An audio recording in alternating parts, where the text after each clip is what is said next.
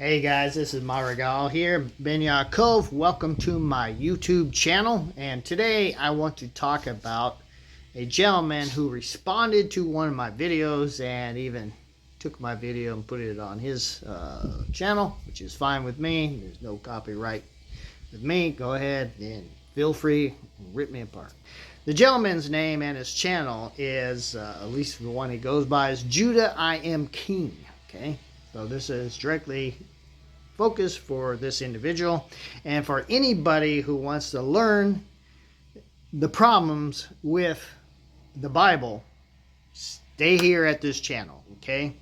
Because while I constantly point out the issues and problems of the New Testament, which are true and very accurate, the Old Testament, the quote-unquote Old Testament, what we Jewish people call the Tanakh, it has its own problems in of itself. However, the difference is Christianity is not a culture. We have a culture, okay? And the book just tells of our culture, okay? And so, anyway, I want to delve into something because Judah, I Am King, this guy, I don't know his first name, so my name's Maregaal, so pleasure to meet you. Write me your name and I'll call you by name. Anyway, he is baffled by this clickbait type of video I made because I'm wanting to conjure people up, and he actually went out of the way, which I'm happy. He is one of the first people who actually went out of the way to look stuff up. Because a lot of people just get mad, and without looking it up, they go by their personal beliefs without even knowing the scripture, okay? The thing is, however, he's only looking things up halfway and not the whole thing. And so there are plenty of people who have said very similar things to me, or excuse me, like me, and put it on paper. And like I just saw an ad on Facebook, for example. And let me back up so my audience knows what in the world I'm talking about. Before I get into that, please hit the like and subscribe button to help this channel grow, and I will dedicate more time to this channel. I'm a stone artist by trade, where I chisel out rock and make my living that way. So, but the more likes and subscriptions I get, I could dedicate more time to this channel to help you grow in Bible knowledge and truths, and to see the problems of the text, okay, and how things were modified and changed, and to bring down beliefs, long-held beliefs that have literally no foundation, okay? And some of these things I want to do that here when discussing to Judah, I Am King. Okay, because he saw one of my shocking videos where I basically say something that a lot of people don't look up. Okay, they just don't look things up, and I want you to look things up. So what I said that was kind of controversial, but yes, very true according to the Bible narratives. If you look at it in more detail when compared to genuine history, is that according to this is basically what I said in a nutshell. According to the Bible, the flood during Noah's lifetime, according to the Bible, and the dating, occurred around 2508, 2507 BCE. Okay, right there if you count those dates. Well, what's the problem there? The problem is the dawn of written history started around 3200 BCE. And we have clear evidence that Egypt and its culture existed in 3200 BCE. I believe, I forgot the guy's name, Medes. Am I saying that name right? Could be Medes. I'm totally get his name wrong. All I got is like his first letter.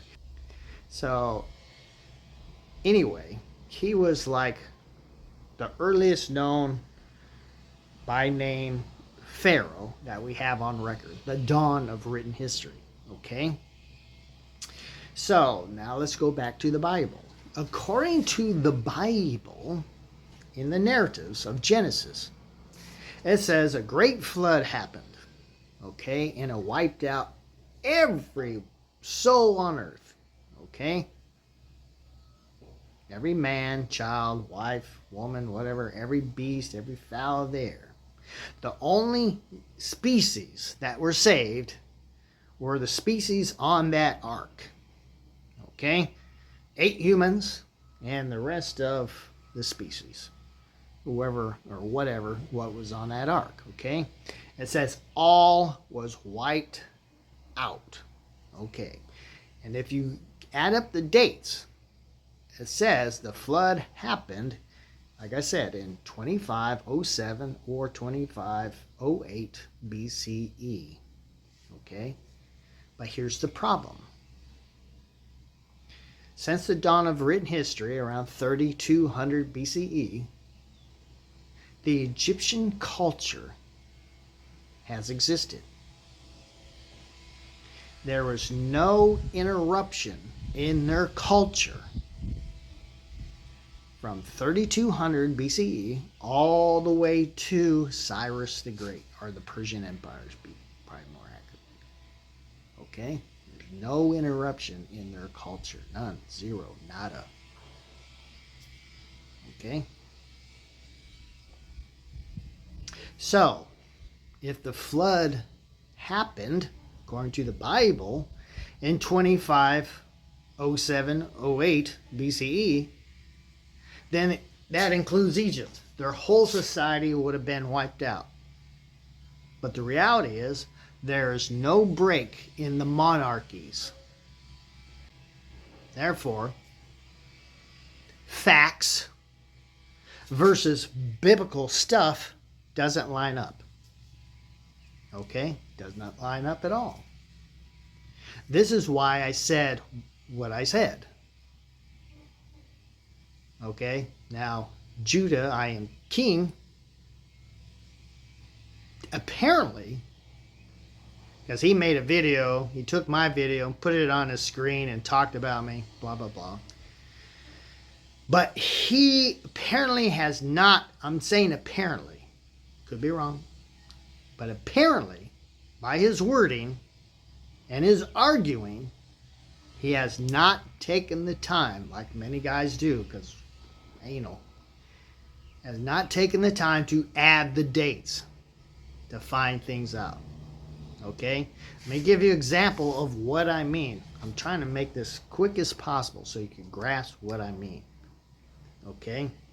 If you read Genesis, starting with chapter 5, it says Adam was 130 years old when he became the father of Seth. Okay? And so and then it goes on, and he had more kids and blah, blah, blah. And when Seth became age such and such, he became the father of his son, blah, blah, blah. Whatever his name is, Enosh, something like that. And regardless of his name, if you take all these dates, all these numbers, and add them up, and you go all the way to when Abraham was 100, he became the father of Isaac. When Isaac became 60 years old, he became the father of Jacob. And then when Jacob when he was 130 years old, he entered into Egypt. Okay? And then you read Exodus. Now you go to Exodus. It says, us Israelites, according to the Bible, were in Egypt for 430 years. Okay? So far you add all these numbers. Now you add 430 years. Now you skip to 1 Kings chapter 6. I believe it's right there. In the 4th year of King Solomon, it says 480 years from the Exodus, blah, blah, blah, he started to build the temple. Then if you keep reading Kings, he reigned 36 more years for a total of 40 years. Then his son took over. He became king and he reigned for so long. So now if you take all the reigns of the rulers of the kingdom of Judah all the way to the time when Nebuchadnezzar burned the temple in Jerusalem, if you add all these dates, you're getting a pretty good big size figure. Now, Nebuchadnezzar destroying the temple, we have a solid concrete date when that happened, in the year 586 BCE. So now all you have to do is backtrack everything from 586 BCE and go backwards, okay? Using all those numbers that we just gained out of Genesis, out of Exodus, out of 1 Kings, and the rest of First and Second Kings, okay? You add all those and backtrack, you will see that creation was right around 4,163 BCE. That's very vividly clear. So the earth is a little bit over 6,100 years old, okay? According to the Bible. And according to the Bible, the flood happened, like I said a few times now, 2507 BCE. And this is how we get the number, because we just backtracked from the time when the temple was destroyed in Jerusalem, when we went into Babylonian captivity. What Judah, I am king, is doing, he is not considering those dates. What he is only doing, because when I said what I said, he's like baffled. He's like, what is this guy saying, dude? He's like totally way off compass here. Because he's just reading Genesis all the way through, and he's not grasping the numbers. He's not even taking into consideration the numbers. He's just reading all the way through. You know, the society was wiped out, and society was built up from, you know, the three sons, Shem, Ham, and Japhet. You know, and the Hebrews, us Hebrews came from Eber, Eber, you might see in the King James Version. And anyway, blah, blah, blah. And then here comes Abraham, then Isaac and Jacob, and that becomes Israel with the 12 tribes and so forth. And the Egyptians came from this line, and the Syrians came from this line, and blah, blah, blah. Okay? So that is what he's grasping. So if you're just reading that, you say, okay, the flood wiped out everybody. Then from the three sons, you get the table of nations. Okay, that's great. But that does not line up what the Bible says regarding the dates. It doesn't line up at all, because it places the flood right at, like I said, 2507-08 BCE. That is right smack in the middle of genuine Egyptian culture and history. All right, you guys, I'm going to pause the video right here for a minute, just so I could have a little scrolling of the numbers, okay? So you can see for yourself my math using the biblical math. I add them all up. It's right here in front. What I'm about to show you, it'll be right in front of your face. Now, I don't give the verses. I'll let you do your own homework, okay? I just put it out, how old like Adam was when he had his kid, how old Seth was when he had his kid, how old Enosh when he had his kid, and so forth and so forth and so forth. Okay? And you could look this up yourself. I put it right here, but I just want to push pause on the video for a brief second so you can see for yourself what's going on. All right.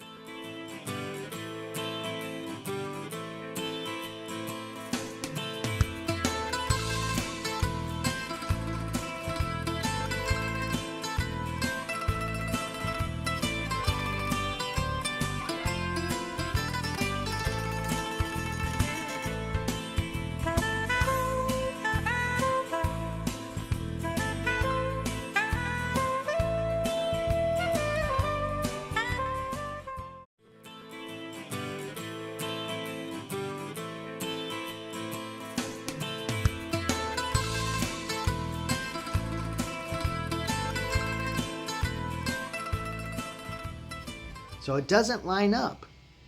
That's the contradiction that he's not seeing. Likewise, when you read Genesis, there is no hint of information there that would give you the idea that Shem, Noah's son, is alive during the time of Abraham. When you just read it all the way through, it would appear he's long gone dead by the time Abraham comes around. Okay? But if you add these numbers up and see when Abraham was like born, you go 100 years back because he was 100 years old when he had Isaac. If you put him in the time frame and then max out Shem's age, Shem was living during the time of Abraham. So you see this contradiction when you take the numbers into effect. But when you're just reading the text, Shem is long gone dead time Abraham came around, but not according to the numbers. Okay? So it's very interesting. Yet, but in Genesis, nowhere do you see Abraham visiting Shem, this old man. You don't have any of that. Shem, you never see Shem laying hands on Abraham. None of that. Okay? So by reading Genesis through and not taking into consideration the numbers, you see that Shem is long gone dead. Okay? Blah, blah, blah. But when you take the numbers into effect, Shem is still alive when Abraham was born, and I think Isaac as well. But also when you take these numbers into effect, it places the flood right in the middle of Egyptian culture. Yet their culture is never broken in reality. Okay? Where the flood says it wipes out everybody. Okay? And everything was made afresh by these three boys, Shem, Ham, and Japheth. Okay? So it doesn't fly when you take two of them together. That's a major contradiction. The numbers of the Bible contradict the narratives of the Bible. Okay? All right, you guys. I'm about 19 minutes into this video. I'm just going to cut it off. I think I made my point that the numbers of the Bible contradicts the narrative of the Bible. Okay? And the Bible is not wrapped in reality. Okay? It is a religious book. Okay? And I want you to know the truth. I don't want a bunch of religious people out there being naive and ignorant of Scripture. Okay? I want you to live in reality. I don't want you to be like some hoorah religious sect of some kind and be oblivious to common sense and reality. Okay? Stop hanging on to personal beliefs and start confirming and testing your beliefs. See if they hold up to scrutiny. If they don't hold up, then it's false. Okay? You have to walk away from falsehood. The God of heaven and earth is about truth. And even if the truth hurts, you have to walk in truth. Now, hit the like and subscribe button, like I said at the beginning of the video. If you have any comments, give them. I'll try to respond to them. And also, the website that I have this list on is ancientjudaism.blogspot.com. Scroll down when you get there to the go to the next page. It's the third page over. You'll see, you scroll down just a tad bit and you'll see the heading Age of the Earth. Okay, click that and that will give you the numbers that I have. And this was done like a few years ago, can't remember, 2022, something like that. So anyway, check it out and thank you for watching.